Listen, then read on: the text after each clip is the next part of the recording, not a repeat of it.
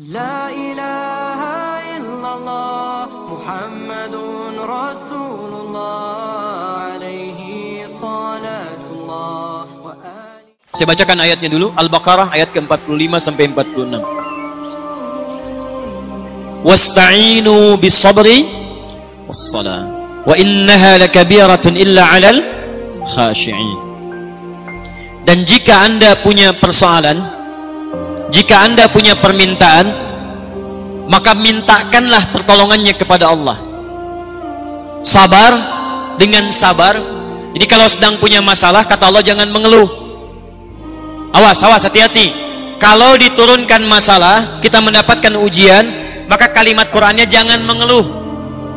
Tidak ada satupun ayat Qur'an memerintahkan kita mengeluh.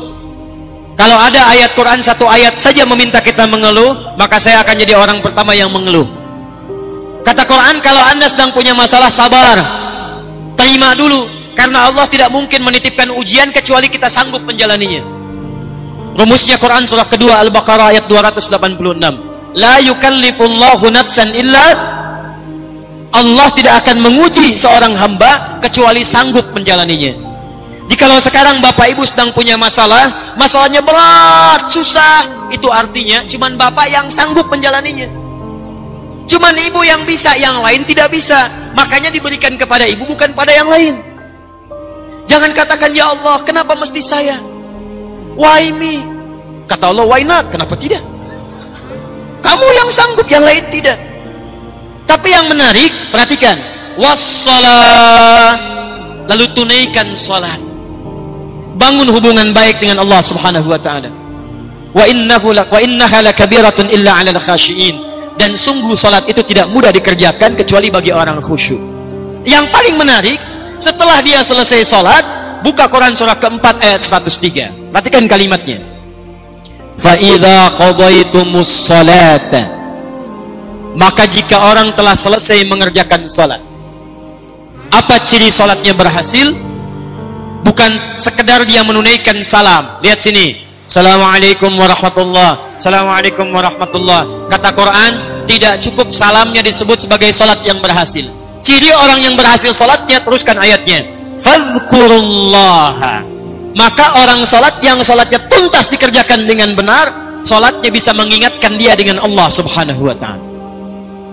Jadi kata Quran, kalau orang benar salatnya, selesai salat dia ingat Allah. Saya ulang, selesai salat dia ingat Allah. Qiyaman, saat berdiri ingat Allah.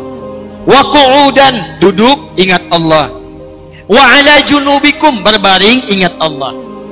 Sedangkan kaidah mengatakan, kaidah al-qaidatu taqul, orang yang ingat Allah, alladzi yadhkurullaha fi hayati, orang-orang yang selalu ingat Allah dalam kehidupannya, itu mustahil akan menyimpang dari hukum-hukum Allah.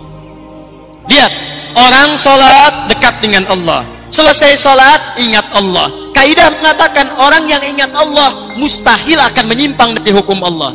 Sedangkan hukum Allah mengatakan setiap orang yang dekat dengan Allah pasti jadi orang baik.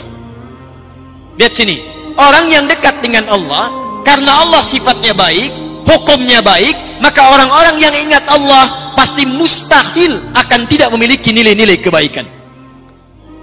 Makanya Quran langsung menyebutkan, orang yang ingat Allah, maka matanya hanya akan dipakai pada yang baik-baik. Orang yang ingat Allah, telinganya akan mendengar yang baik-baik.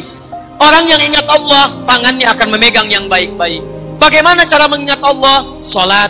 Karena itu orang yang selesai salat mustahil berbuat maksiat. Otomatis orang yang salat itu akan selalu berperilaku baik dalam kehidupannya.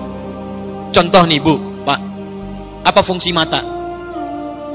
Melihat. Bapak Ibu punya mata, melihat. Kambing pun punya mata, kambing melihat. Sekarang apa bedanya mata orang rengat dengan mata kambing rengat? Kalau cuma melihat, kambing pun melihat. Kalau cuma melihat, elang pun melihat. Tuh lihat, elang naik sampai Gunung Karang, naik sampai ke awan. Anak ayam kelihatan. Ayam Bapak Ibu diambil elang, dari atas kelihatan. Orang menes naik pesawat, melihat anak sendiri nggak kelihatan. Apa bedanya mata kita dengan mata elang? Mata elang lebih tajam dibanding mata kita, tapi elang tidak dihisap, kita dihisap. Quran surah 17 ayat ke-36. Inna sam'a wal basara wal fuada kullu ulaika kana anhu mas'ula. Sungguh pendengaran manusia, penglihatan manusia, bahkan pikiran manusia satu saat akan dihisab oleh Allah Subhanahu wa taala. Kalau mata biasa dipakai melihat saja, tapi tidak melihat yang baik-baik, maka hisabnya akan berat bagi orang yang punya mata itu. Maka itu turun ketentuan di Quran surah ke-24. Ayat 30 untuk laki-laki, ayat 31 untuk perempuan. Perhatikan kalimat Qurannya. Qul lil mu'minina yaghuddu min absarihim. Katakan pada orang-orang yang beriman, ciri orang beriman itu salat. Orang yang salat ingat kepada Allah, maka mata orang salat yaghuddu min absarihim, maaf, akan dipalingkan dari perbuatan maksiat.